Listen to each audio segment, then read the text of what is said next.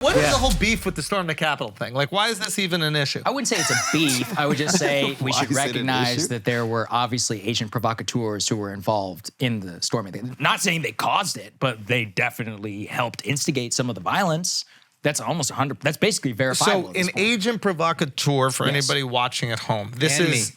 Exactly. For anybody who's not sure, an agent provocateur is someone who is working with the government. An agent of the state or at least of authority who is trying to take a volatile situation and turn it worse. For example, to make it more violent. Let's say it's a Black Lives Matter protest. That's right. They're walking down the street. There might be an undercover FBI agent who takes a brick, throws it through a glass window. Let's say that it's Minnesota and a guy has a mask on and there's an umbrella that he happens to be holding and that he happens to crack open a window, which then leads to the looting of Target, which leads to the burning down of a police station. And then nobody knows who this umbrella man is. And then it turns out that he might be a white nationalist and he might be connected actually in some way to the state. But hey, this is all speculation. It's not like that would never happen. So you're saying that happened at January 6th? Yeah, and in Black Lives Matter. Yeah. And probably at every anti-establishment protest that's like ever happened. What is the advantage of that? That you get to squash the protest because it's turned violent? Well, now... Why does the state want that? Yes, because not only do they squash the protests, the Capitol Police, despite the fact that they fucked up, got over $1 billion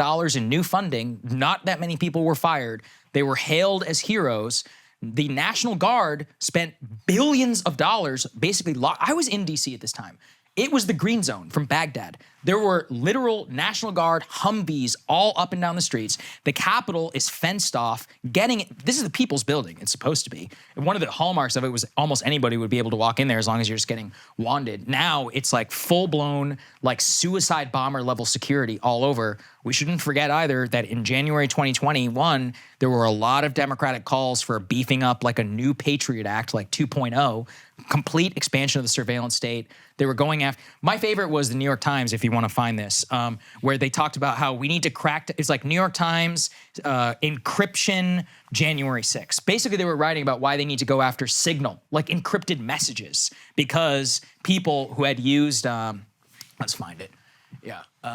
If you just want to look like, New York Times encryption January 6th, I believe it was written by Kevin Roose, and it's basically about how Signal is an app that people Signal, use the to app, message, the encrypted messaging. They're like, why we shouldn't have encryption, and it's the reason case they were making was, well, it was used by people on January 6th. I'm like, yeah, but people have encrypted messages for all kinds of things. Right. I mean, the Twitter files is obviously a good example of this too. The point being that it opened up room in the elite conversation for expanding the national security surveillance state in a way that we haven't seen in literally since the Iraq War. The BLM riots were actually a good example too. We had someone on our show specifically about a informant and agent provocateur who was inside, I believe, of the Portland BLM riots, who directly was instigating like actual violence. And all of this has come out in court documents that have been, and part of the reason why I also think I kind of have to mea culpa myself is I covered a lot of this stuff whenever it was on terrorism. So I remember my early career was all writing about ISIS and terrorism. And I remember reading some of these court documents and it'd be like, the FBI made contact with this man, 18-year-old, after he tweeted Allahu Akbar. And they were like, hey man, how's it going? You want to go to Syria? And he was like, yeah, I want to go to Syria. And he goes, you should steal your money and buy a ticket on your mom's credit card to Syria and I'll meet you at the airport. And he's like, okay, sure. And then the moment that you show up at the airport, they have you on a material support for terrorism charge and you're going to jail for like 20 years. Isn't that entrapment? Well, that's a great point. That's the point. But at the time, we were like, well, it's right on the edge, but he's an ISIS, so fuck him. But if it's that effective, shouldn't we entrap more of them? Well, okay, that's the FBI's argument, right? But like, what about this civil rights? This man is born in Ohio. He's an American citizen. Did he get entrapped? Because if he did, that's actually illegal. Is he white? Go to jail? Yeah, see, there we go. No, right? No, but that's the point. Is whenever it was Muslims, most of us were willing to look the other way and be like, oh, the FBI's like, their argument was, well, this is the way that we prevent any would-be suicide bombers. And you're like, yeah, but that's a real slippery slope, though. This is what we should do. You know how sluts release their DMs with famous people? Like, oh, fucking LeBron DM me, and they post it. That's what the FBI should do with these people who are willing to go to Syria. Right. Like, don't arrest them, but just be like, these people are idiots. Yo, Akbar is wilding. Everybody be careful of Akbar. He was willing to go to Syria. Who knows what this motherfucker doing? And then you just let the community take care of it, and then the shame thing works. See, that would be more just. That FBI, get on that ass. Yeah. But think about, like, do you guys know about the Gretchen Whitmer trial? You want to go to Syria? Okay. Just catch a predator. Dude, just like that. Capture the predator. Somebody doesn't like this. They'll be like, hey, you should shoot up the police station and you should go buy a gun. And then I'll come and meet you. The moment you buy the gun, boom, they got you on a weapons charge. They got you on your messages. You plead guilty, you're going to jail for like a decade. Wow. If you want to look up the Gretchen Whitmer case, the number of feds. Yes. This is a perfect example. I mean, there are more feds involved in the case than actual defendants. I heard about this. This is insane. You have an FBI kidnapping plot, which would never have happened if they weren't like, hey, we should kidnap the governor. Gassing it up. Yeah, they're like, you should kidnap the governor. He's like, no, I don't want to. They're like, yeah, but you should meet this guy and he'll help you with it. And you're like, no, but I don't really want to. But like, no, but you really should do it. And they talk to the other guy, you're like, hey, you should meet this guy. He wants to kidnap the governor. He's like, but I don't really want to. And then they meet, and it all comes out. And you're like, there are more feds involved in this that, they go the rogue FBI informant. That's the other part. A lot of these guys are just lawless, like the way that they act. My other favorite one, Mark, if you want to find, is about the number of crimes that FBI confidential informants have been allowed to commit. It's like thousands of known crimes.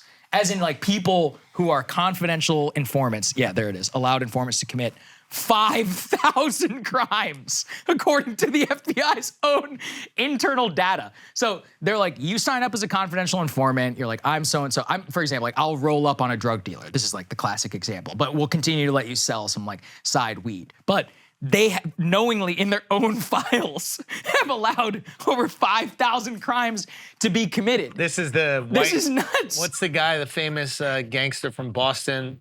Oh, Whitey Bulger. Yes. Whitey He was Bulger, an asset exactly. the whole time. He was an informant the whole time, so he was able to push. But I bet that they do that with a lot of people, and to a certain extent, I wonder if it's more valuable. Oh, It's maybe. like, I do what kind of understand crimes are that. these? It's like Okay, but again, they intent should to have, buy weed or sure, something. But like, they should have to answer for that. Is what Right. I'm saying. Is that there's no accountability on this. They don't go before Congress and like these are the number of crimes that we've been allowed to these are commit. what the crimes were. You know what I really enjoyed was that episode you guys did with Johnny Mitchell, Yes. the drug guy, Yes. fascinating guy. Yes. And he had a point about El Mayo, like the cartel boss. They're like, yeah, he is the guy because clearly he's in on it with the DEA. Yeah. And he's like, he's never been arrested before. And nobody knows where he is. Yeah. He's like, no, we just let him exist. He's the kingpin because at least we can talk. And Yeah. every once in a while, he's like, yeah, the Tijuana cartel's over there. Like, Yeah. oh, those guys who were chainsawing people's heads off. Yeah, they're right over Yeah. there. It's like, and it's all just like, and like, yeah, but he's also And you a vicious basically- criminal in his own right. You just And you're want like, quality control where it's like they Yes. have to go and say, okay, well, we allowed this guy to Right, do this, exactly. sell X amount of drugs, Yes. but he got this many But people he got this guy, arrested who sold But Y they have amount to of make this drugs. case to people, and they don't. My point is that they have been effectively, they were given the greatest gift of all time after 9/11. They were given carte blanche, more money, and effective legal immunity on breaking what previously would have been the law. It's been over 20 years. They have less approval than in, I think, modern American history for federal law enforcement since like the Church Committee of the 1970s. And there's no like serious effort to rein it in.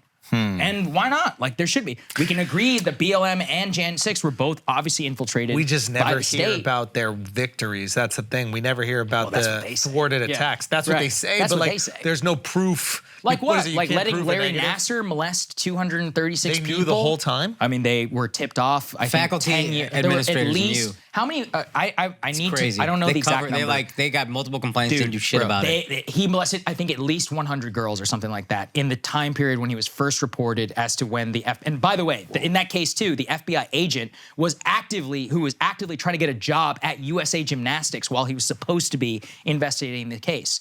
Why? So there's no way that he's going to be objective there. Of course, he's trying to get hired by the people he was fucking investigating. Holy shit. Look at this. Yeah, not going to face charges. That's the other thing. He was never held to account.